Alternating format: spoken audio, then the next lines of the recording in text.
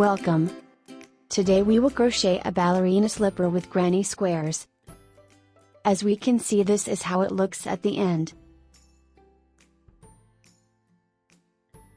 This slipper will consume almost 25 grams of yarn of each color.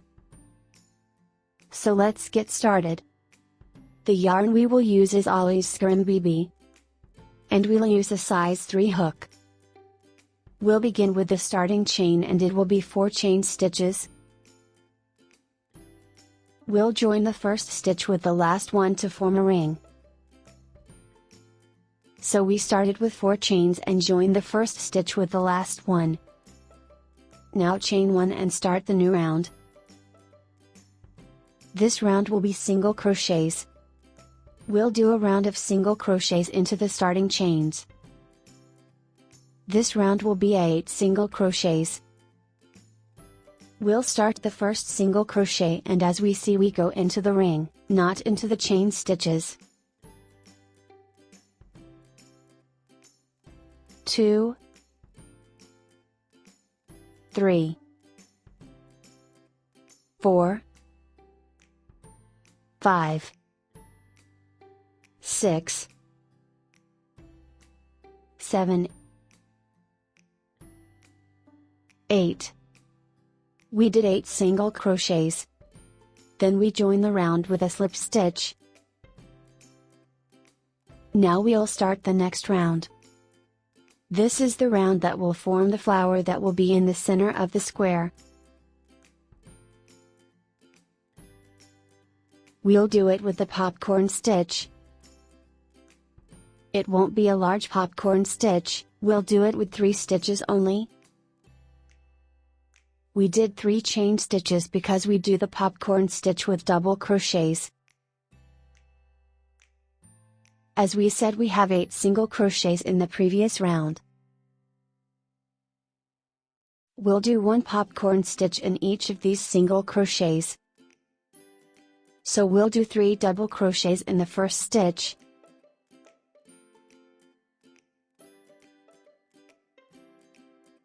As we can see, we do the 3 stitches in the same stitch. Pay attention for the pattern, please. After we did the 8 single crochets, we did 3 chains to start the new round.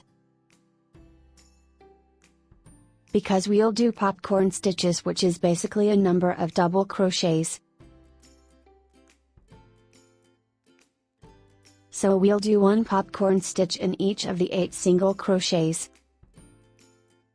Each popcorn stitch consists of 3 double crochets.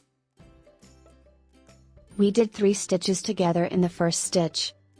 I'll leave this loop loose and I'll insert the hook into the first stitch, as we can see the loops of the first stitch.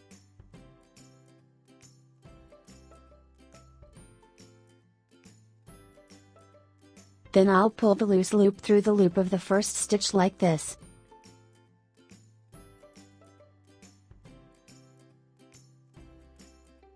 So it joins the stitches together and form the popcorn stitch shape. One more time. After we do the 3 double crochets, we leave the loop that was on the hook a little loose.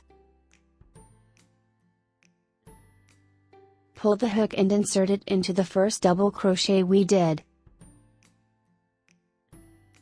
We go into both loops of the stitch above.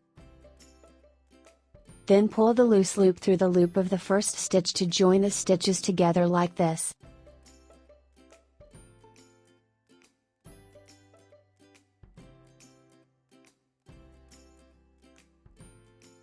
Now we'll do a chain stitch to separate each 2 popcorn stitches. But we'll stretch the stitch a bit longer, as we can see.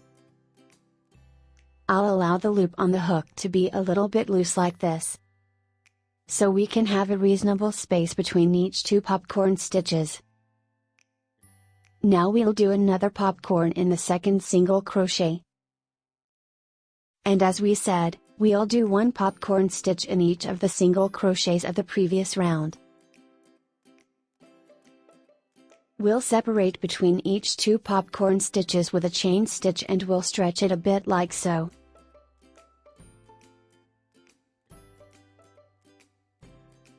Now we'll do 3 double crochets together in the same stitch.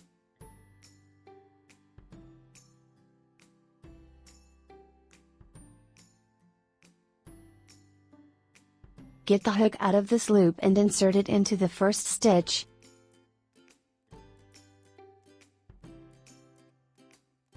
So we insert the hook into the first stitch, then pull the last loop through the first double crochet loop. Now we have the second popcorn stitch. I'll pull the loop up a bit so we can get a longer chain stitch. Now we'll do another popcorn stitch in the third single crochet.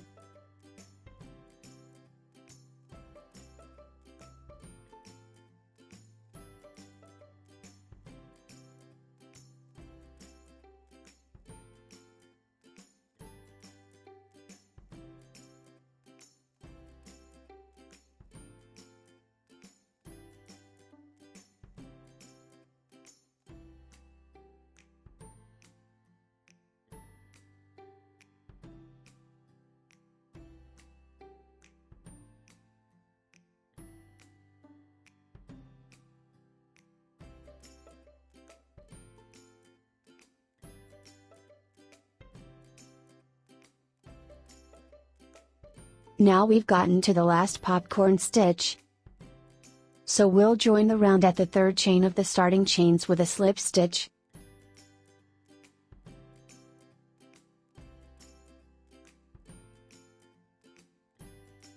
As we can see now we get a circular or a flower shape made of a number of popcorn stitches.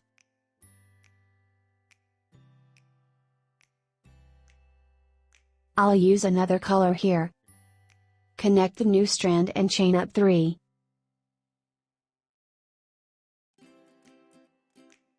Now we'll start the first corner in the square. The corners of the square will be done in the gap between each 2 popcorn stitches.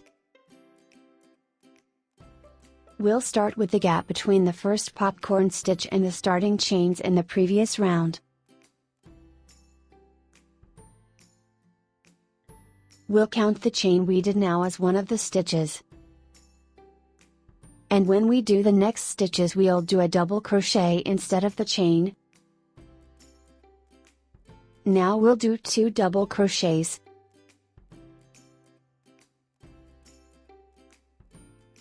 So now we have 3 stitches including the chain stitches. Now chain up 1. Until now we are working into the same empty space before the first popcorn stitch. So we started with 2 double crochets. And when we come to the other corner we'll do 3 double crochets. So after the chain we did we'll do 3 double crochets. All of them are in the same gap. So each corner will consist of 3 double crochets then another 3 and separated by a chain stitch. This chain is what will form the corner. And this is how the corner is formed. The pattern for this corner will remain the same no matter how large the square size has become. And we will repeat the same steps each time we get to the corner.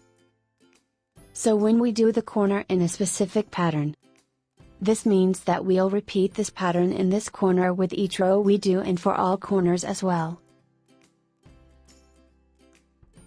We started this corner with 2 double crochets. And as we said since we included the chains at the beginning so we did only 2 double crochets. Then we did a chain and then another 3 double crochets. As we can see the chain separates each set of double crochets and forms the corner. We have 8 popcorn stitches. And now we'll divide them equally, so the space between each 2 corners is the same. So after the first 2 popcorn stitches there will be the second corner. And and then the third corner after the next 2 popcorn stitches. 2 more stitches and the fourth corner. The last 2 stitches will be between the fourth and the first corners. This way the spaces will be equal between the square corners. We'll do 3 double crochets between the first and the second stitches. These stitches will separate each 2 corners in this row. After the second stitch we will do the second corner and it will be the same as we demonstrated before. First we do 3 double crochets.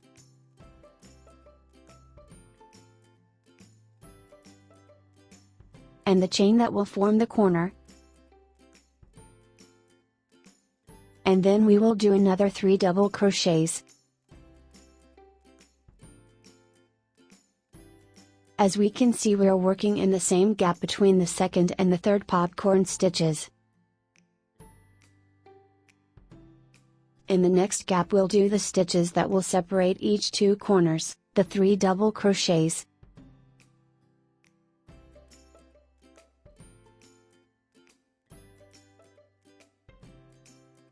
We've completed the separator stitches.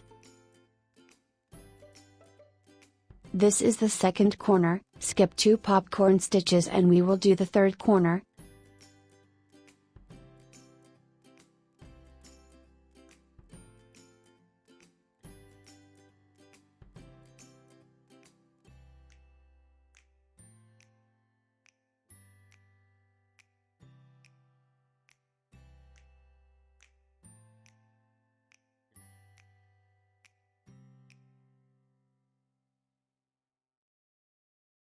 We've gotten to the end, so we'll join the round at the third chain stitch with a slip stitch.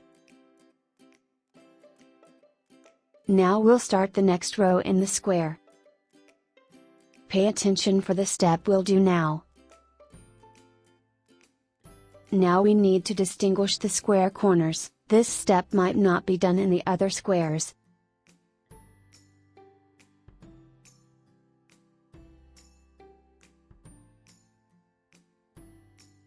But in this square, we'll do this step because we want to work in the gaps and not into the double crochets. This step is that we will move the yarn to the first gap so it will be the starting point of the new row. Because we won't be working into the double crochets, it'll be more clear during work. So for us to move the yarn, we will slip stitch at the 2 double crochets and at the chain stitch. 1, 2. As we can see, we did 3 slip stitches to move the yarn, so the new round will start at this gap here.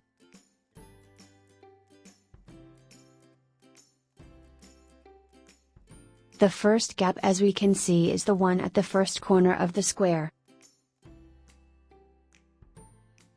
As we said, we will repeat the pattern for this corner for all corners of the square so they all will look the same. So with each row we do in the square, we'll repeat the same pattern we did in the first corner for all corners.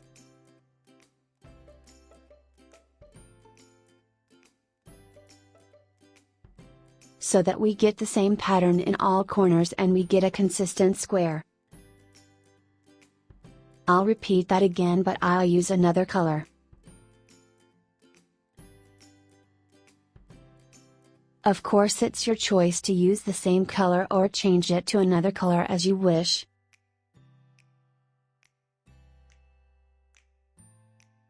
Now we'll do 3 chains because we will work with double crochets. And as we said, these chains will be counted in the corner stitches, so we'll do 2 double crochets.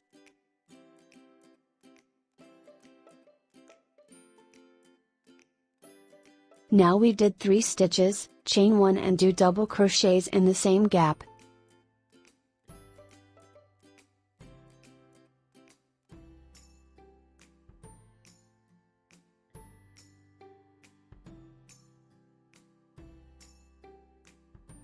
As we can see, we repeated the same pattern for the corner, working in the first gap at the chain that separates the double crochets in the previous round.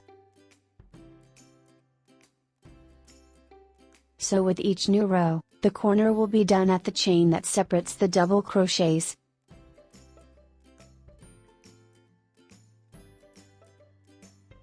The corner in the next rows will follow the same pattern.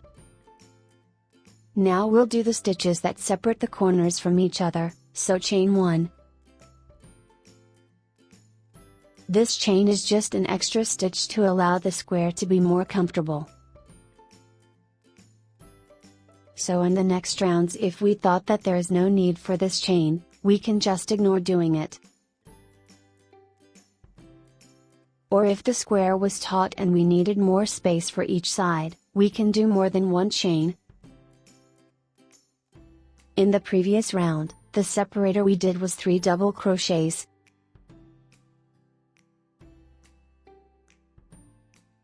In this round we have 2 more gaps, so we'll do 3 double crochets in each of them. First we chain up 1. Another 3 double crochets in the next gap as well. Pay attention that the gaps we're doing the double crochets in are not the gaps in the corner itself.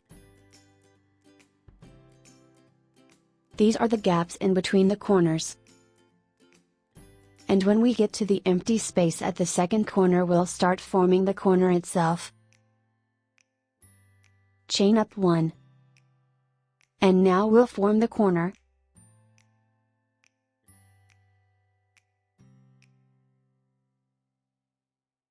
Now we're working in the gaps in between the corners, so we'll repeat the same steps.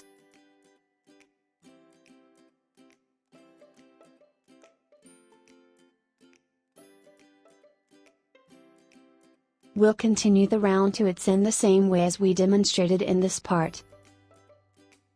We repeat the same pattern for the corner, working in the gap between the double crochet stitches.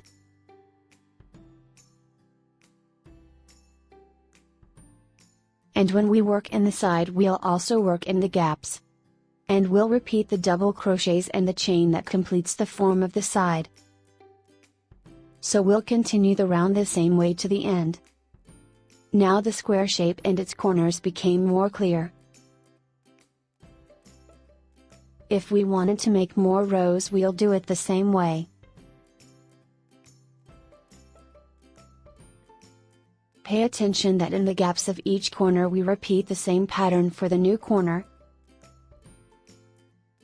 which is 3 double crochets and a chain, then another 3 double crochets. We do this pattern in this gap. As for the stitches in each side, now we have 3 gaps, so we'll repeat the same pattern we did before. Doing 3 double crochets in each gap and separate with as many chain stitches as we see fit. And we repeat the same pattern for the corner in the gaps so that we maintain the square shape. If you needed more demonstration for how to crochet the square, you can refer to our video where we explain the crochet square in detail. I'm satisfied with the size of the square, but you can make it larger than this if you wanted.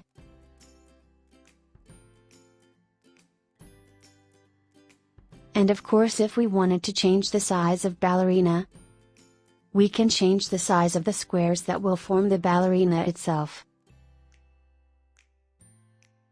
So if we wanted a bigger size, we can make the square a bit bigger.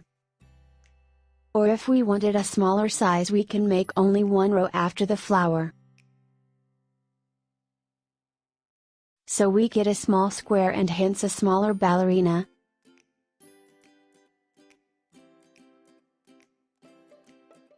We'll do 6 squares for each leg, so that's 12 squares for both.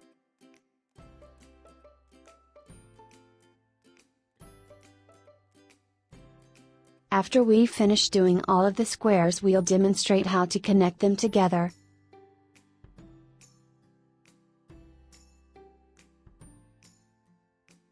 Now we completed 6 squares, and as we said, we'll do a total of 12 squares for both legs. Now we'll explain how to connect the squares together to form the ballerina.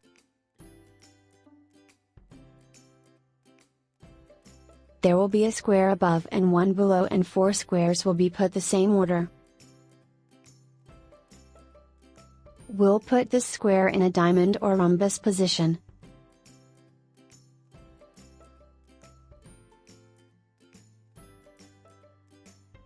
And this one will be like that.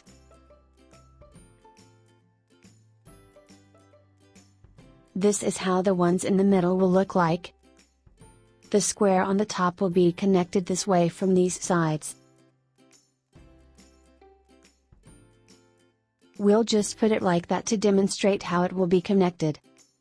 And the 6th square will be below here.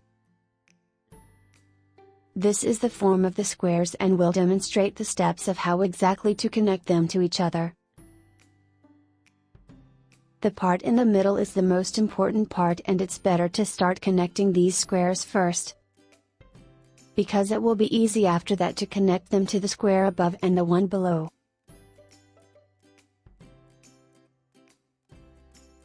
As we can see, we will connect this square to this one by this side.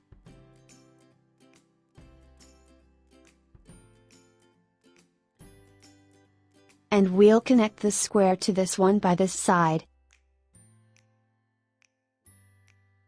And the corners will be connected to each other like this.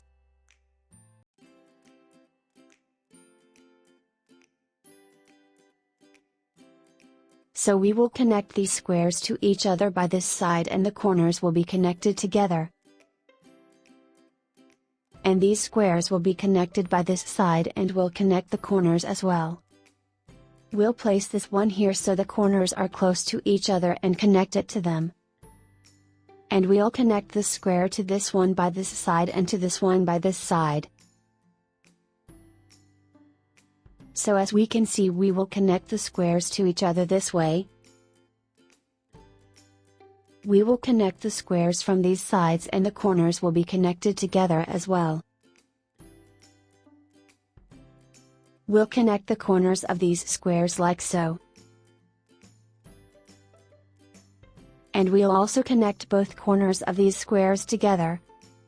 We'll connect these parts together first, and then we'll see how we'll complete the ballerina. So this is the first part in the ballerina. And as we said, it's preferable to connect the squares in the middle first, as they form the most important part. So we will connect the squares together so they just look like this. Connecting each square to the square beside it by their fronting sides, and closing the corners to each other.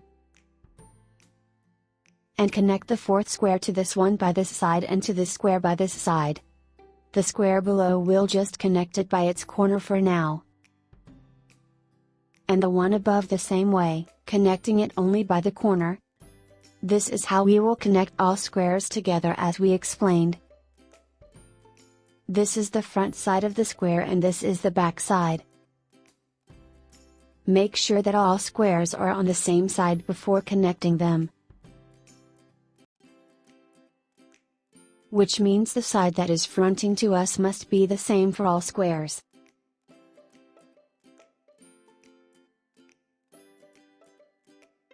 Now we'll start connecting them as we explained. We'll connect each 2 squares together. Pay attention that it's so important to maintain this order for the squares to get the ballerina form completed. We'll connect the first 2 squares. By now we've already specified the sides that we'll connect for each square. So we will connect these 2 sides now. We will use the same color of the last round of the square. We'll start with the corners, and we should be able to distinguish the chain stitches in the center of the corner.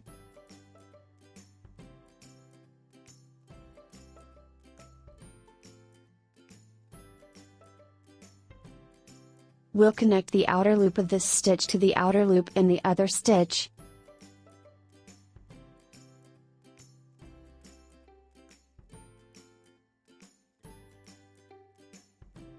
So as we can see, first we put both squares together like that. We'll put the square so its backside faces the backside of the other square. First we locate the chain stitch at the corner of each square. Then insert the hook into the loop fronting to us or the outer loop of the chain. And into the outer loop in the second square. Let's turn it this way. So as we can see, we got the hook into the outer loop of this square and the outer loop in the second square. And now I'll connect the strand.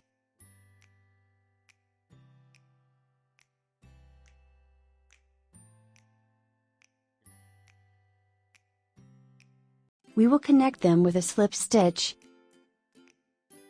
We'll connect the next 2 stitches. We will go into the outer loop of the stitch in this square.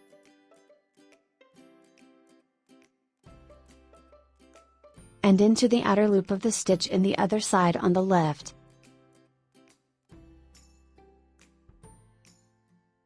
So we are working into the outer loops only and the inner loops are in the middle, as we can see. We're connecting the outer loop in this side to the outer loop in this side. And of course we're connecting each 2 opposite stitches. We'll pull through all loops including the main loop on the hook because we will do a slip stitch.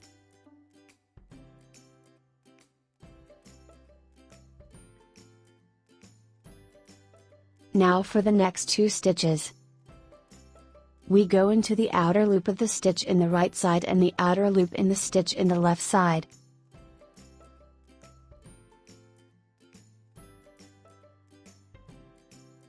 Now as we can see, we have both outer loops and the main loop are all on the hook. So we have 3 loops on the hook and we will pull through all of them. We're doing a slip stitch because we don't want popping stitches at the connection spots. If we used single crochets, it will be a bit popping, so the ballerina won't be comfortable when wearing it.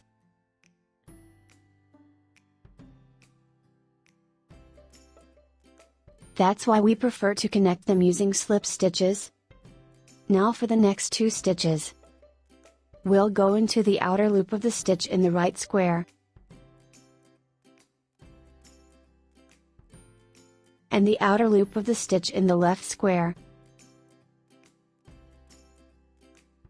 As we can see, we have the 2 outer loops and the main loop on the hook.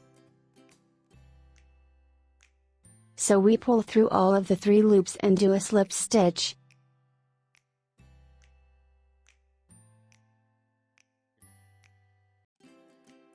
The next 2 stitches, as we can see, these are the inner loops of the stitches. This is the inner loop of the right stitch. And this is the inner loop of the stitch on the left side. So we're working into the outer loops of the stitches in each side. We have 3 loops on the hook and we will pull through all of them. Let's take a look at what we did so far. As we can see, there is no seam line that would have made it uncomfortable while wearing the ballerina.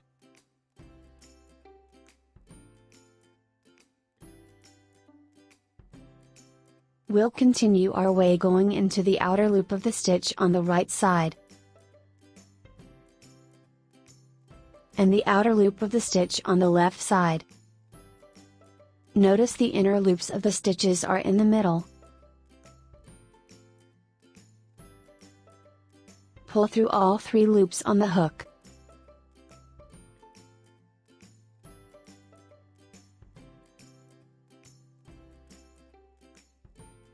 Next 2 stitches, we go into the outer loops and then pull through all loops on the hook. Next 2 stitches. Notice that the squares are matched so gaps are facing each other in both squares. Also the stitches in each square are facing each other. We started in the chain stitch at the corner of each square. So we're connecting each 2 opposite stitches until we get to the end of the side at the chains at the corners.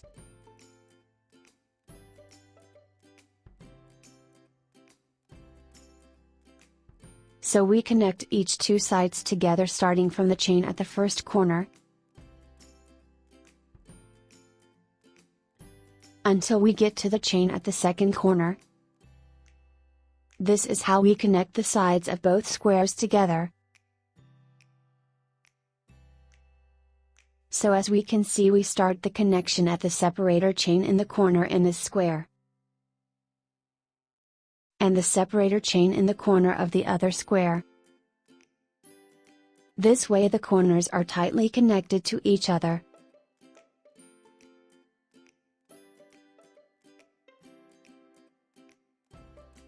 Now we'll continue connecting this side the same way. As we can see,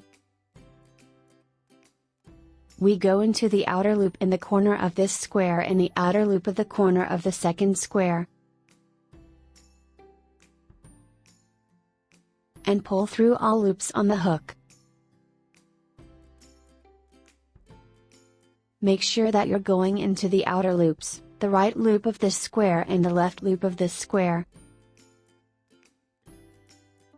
You'll always be able to see the inner loops for each 2 stitches in the middle.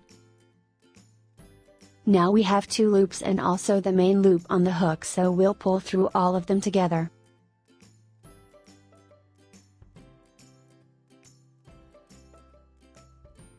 Continue the same way. And this is how we'll connect the sides together.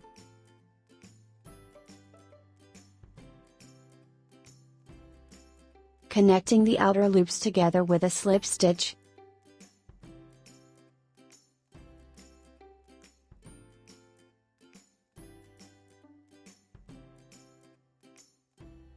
As for the square above and the one below, we will only connect them by the corners for now.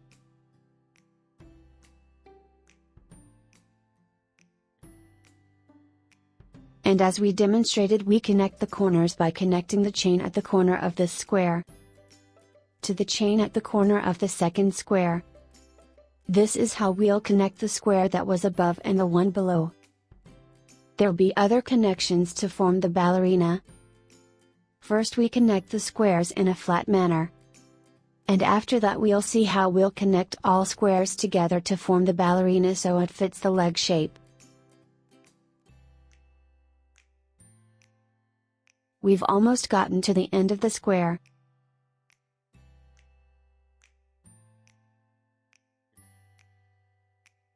As we said, we are working our way connecting the outer loops of the stitches.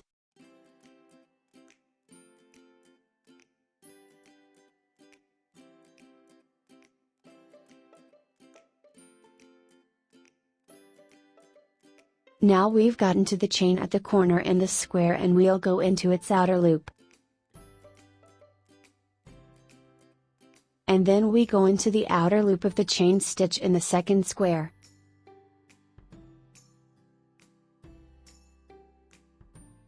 Pull through all of the 3 loops on the hook.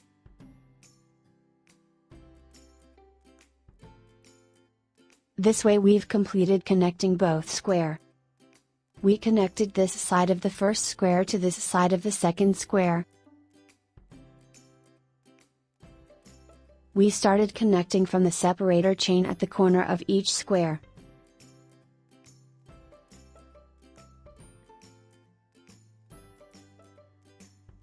We're connecting one side of each square together. So the end of the connection will be at the chain at second corner of each square.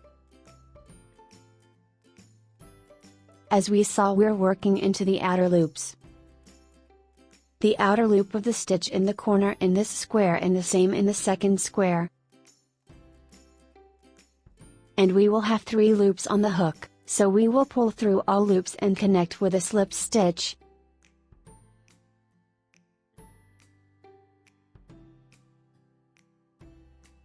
We explained before how we will connect the squares and which sides will be connected to each other.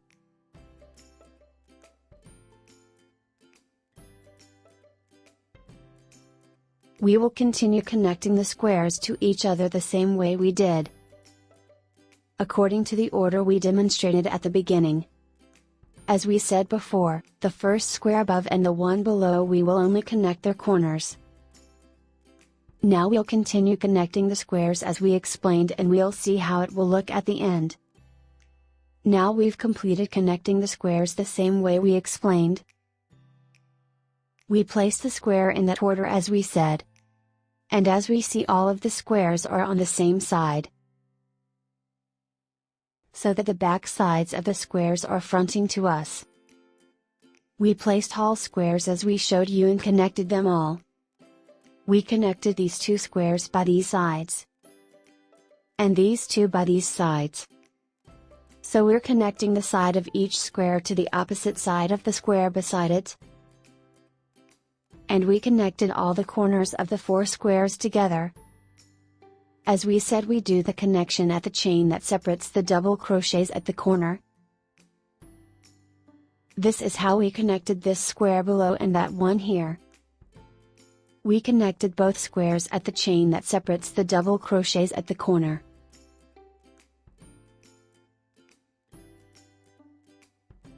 And we did the same for these 2 squares, connecting them by the corners. Now that we've connected all squares, we'll see how we will complete the ballerina form. This square will form the upper part of the ballerina, so we will connect it to the first square of these ones here.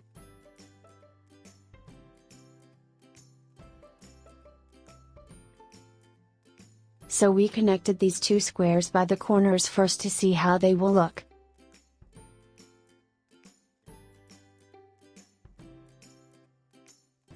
After we connected the corners, we'll put the square on top of that one like so. The inner side of the square above will front the inner side of the below square.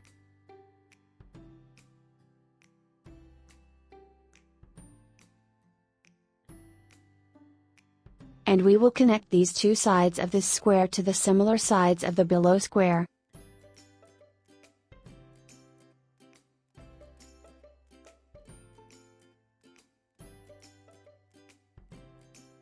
So this is how we'll connect them. The top sides of this square will be connected to the top sides of the below square. We'll only connect these sides and the other sides will be free.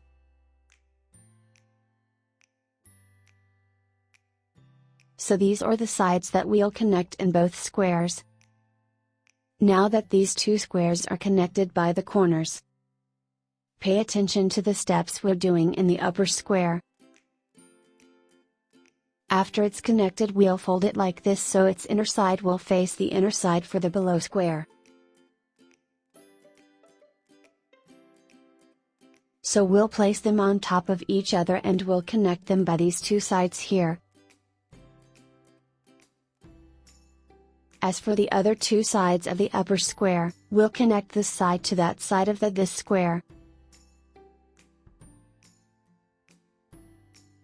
So we'll fold the square on the left like so.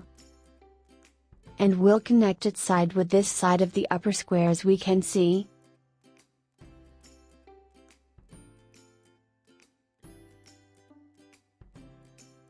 We'll fold the square on the right the same way. And we will connect this side to the remaining side of the upper square.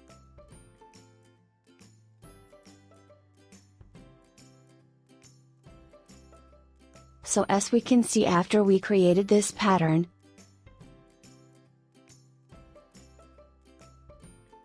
and connected this square by the corner, we will fold it like so. And we will connect these 2 sides to the same sides in the below square.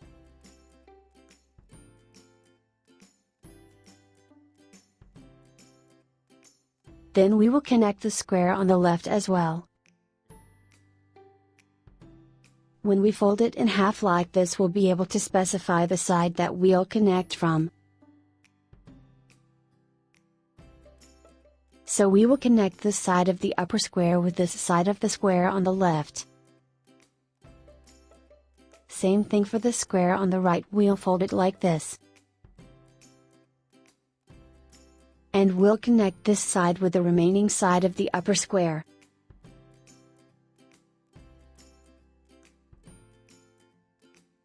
So this is how we will connect this part here as we demonstrated. As for this square, we'll put it on top of this one. And we will only connect both of these sides to the same sides of the square below, as we can see. We'll place it on top of the square below. So the inner side of the upper square faces the inner side of the below square. Then we'll start connecting both of these sides together. So this is how the ballerina should look at the end. And it will be more clear after we actually finish all the connections. So as we explained, we will connect these sides of the upper square to the same sides in the square below it. We'll fold the squares on the sides and connect this side of the square on the left to that side of the upper square. And we'll connect this side of the square on the right to the fronting side of the upper square. As for the square below, we connected it by its corner. Then we'll fold it so its inner side will face the inner side of the square below it. And we'll connect only these two sides. We'll connect these sides the same way as we demonstrated. So as we can see here, we connected these squares at the corners. We start the connection at the chain that separates the double crochets at the corner. As we explained before, each stitch has 2 loops.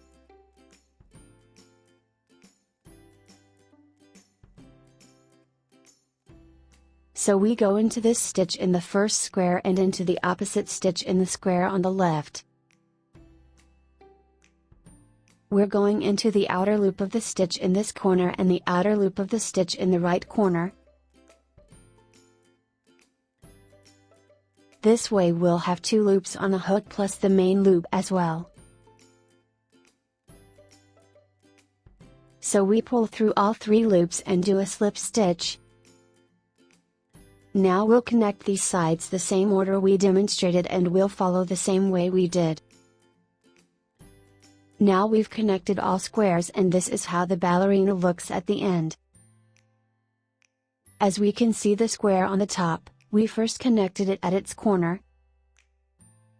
And then we connected both of its sides to the sides of the below squares. As for the squares that were on the sides, we folded the square in half and connected this side to that side of the upper square. We also connected that side of the square on the left to the remaining side of the upper square. And we connected the square below by its corner first. Then we connected this side to the fronting side of the square below. And also connected its second side to the other side of the below square. So we connected these 2 sides to their matching sides in the below square. As we said, we're placing the squares the same direction. So the front side of all squares will be on the outer side of the ballerina and the inner sides will be on the inside. Now let's see how the ballerina will look when wearing it. This is how it looks on the foot.